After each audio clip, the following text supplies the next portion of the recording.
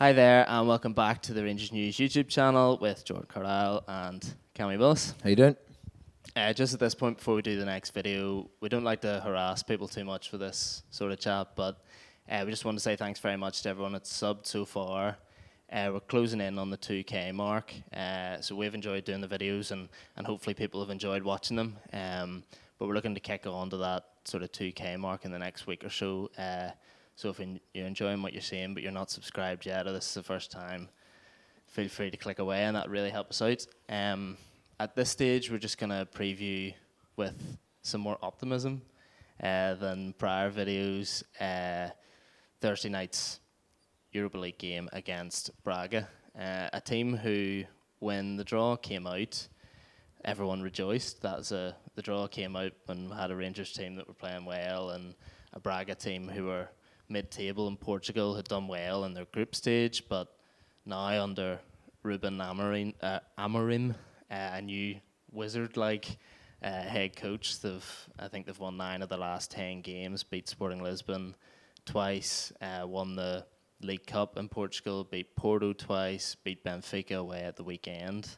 And obviously Rangers' form has nosedived within that, but do we think this is a chance of sort of redemption for the way things have gone at the start of 2020? How do you think? How are you feeling ahead of this?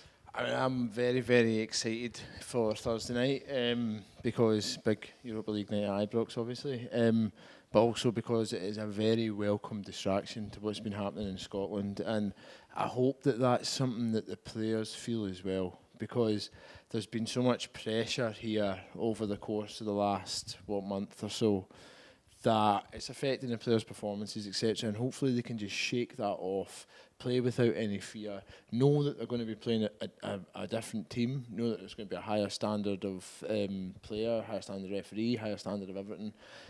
Television cameras are going to be there. It's going to be a massive night. It's the first time we've been at this stage in the competition in 9 years. It's going to be huge. As for Braga's performances recently, it's been so impressive. I do think they've picked up 4 red cards. That might be something to consider. The conditions in Glasgow might be interesting as well over the course of the next few days. The Ibrox pitch obviously isn't doing too well. It hasn't been doing too well since we got back. I know the Livingston game was cancelled, but genuinely I can remember sitting at the game, I think it was the Aberdeen match, and sitting with my brother, and I thought, look at the state of that pitch. It's been in poor nick since, but that might actually work in our favour against a team like Braga. With regards to their transformed domestic form, hopefully because of how poor the previous coach was domestically and how successful he was in Europe, hopefully it flip-flops. That would because they do look like a very kind of formidable team at the minute, and the fact that they've beaten Portugal's big 3 in half of the domestic matches that Ruben Amorim's took charge of rather, is very impressive. It's going to be a real challenge, but under Steven Gerrard, Rangers have been very good in Europe, and no matter what happens at this stage, I am quietly confident that we'll put up a fight. Yeah, I think so. As you say, it's very impressive what they've done for a team who looked average at best, I think. But you can maybe see then why they took the decision to sack the previous coach. They were doing really well in Europe, but there was obviously the potential there to do a lot better in the league, and they've now sort of tapped into that. One thing I would say is I've watched their highlights from the last 2 weeks. I think the drew 2 each at home to, I think it's Gil Vicente, and then beat Benfica there at the weekend 1-0. I think, as you touched upon about the red cards, a red card in each of those games, which is maybe something we can tap into. Rangers have had their own disciplinary problems at times, but if we can keep it tight and that sort of stuff, maybe that'll flare up on their part. I would say that they weren't entirely convincing. Obviously, I'm just seeing 5, 6, 7 minutes of the games, but in the first game where they drew 2 each, goalkeeping mistake, really bad error from the defender to get sent off, and they were very open, and they relied on a really good save at the end to stop them from going 2-0 up and losing 3-2. And then at Benfica, I don't know who it is that plays up front, the target man for Benfica, but he missed several clear headers. From set pieces, they looked a bit vulnerable and that sort of stuff. So it wasn't as if they went to Benfica and won 1-0 and bossed it. You know, Benfica could have been 3-0 up before Braga scored. So there's stuff there. I think that obviously these stuff will be being combed through by the Rangers staff at the minute to look for weaknesses. But on a very quick look at what they've done recently, there's certainly some stuff there.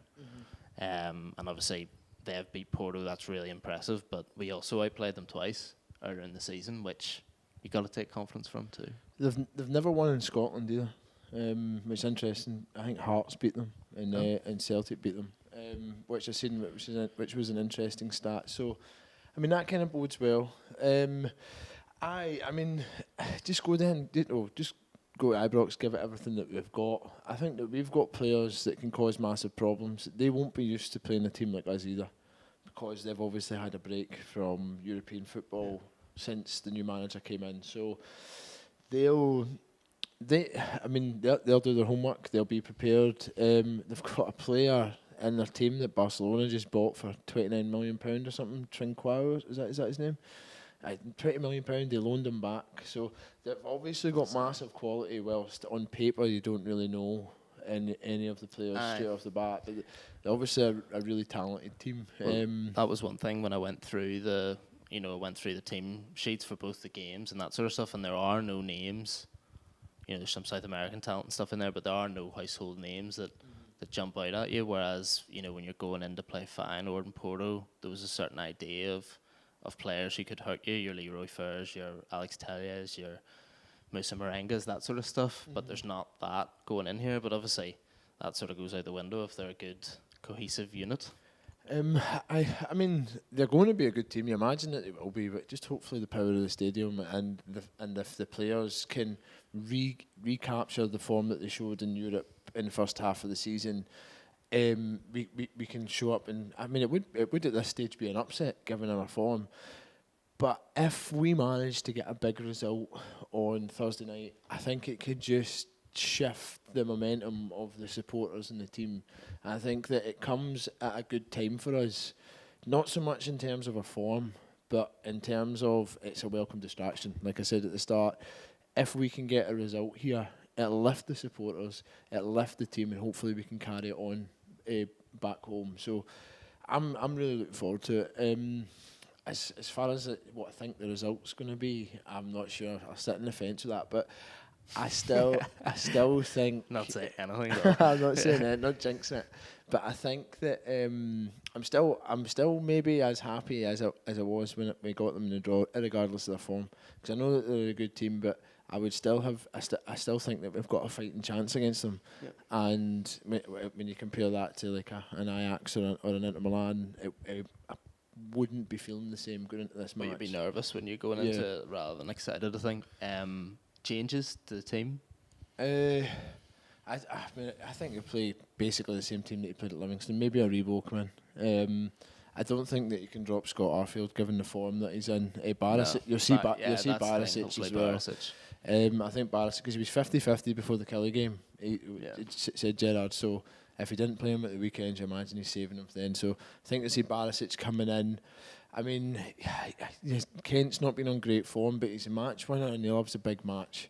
Do you know what I mean? He loves a big game. Yeah. So I can't see him dropping him. And did he register Hadji for this? I was just thinking there, that's actually bad on our point, because I know he played in the Champions League. No, he did. He did come into the squad. He did, because it was him and Canberra both were able to come in, and there was others because Andy King came out, Polster went in, Flanagan came out, and not sure who the other one, or Jordan Jones still didn't go back in after his injuries. Yeah, so he's free to play, hopefully centrally. But he played in the Champions League group stages for Genk, and all that. So you're bringing in a bit of pedigree and stuff in there. I'm gonna confidently assert 2-1. I think they're obviously going to bring a lot of confidence into the game, but as you say, it's a clean slate. It absolutely is a clean slate, and a situation where we've already surpassed expectations to get out of the group stage to start off with, and I think the players will be right up for it. And it's a chance then. You're not playing against a Livy block or a St Mirren block or a Stranraer block. You're playing against a team who you can go toe to toe with, and I think players will relish that. And in Morelos will have the top goal scorer in the whole competition. Yep. So I think he'll be keen to add to that. So I'm going 2-1. You still sitting on the fence? I fancy this one. No, I'll say 2-0. When you go. 2-0. Yep, I don't want them to score an away goal, but take a 2-0 lead to Braga, and I think that we can be quietly confident. But send it on. I think it's going to be a really exciting night for Rangers at Ibrox, and I think the fans will be on side, and it'll be a dramatic change from the kind of grumbles and moans and frustrations that we've had since the beginning of 2020. So yeah, I'm looking forward to it. Grand.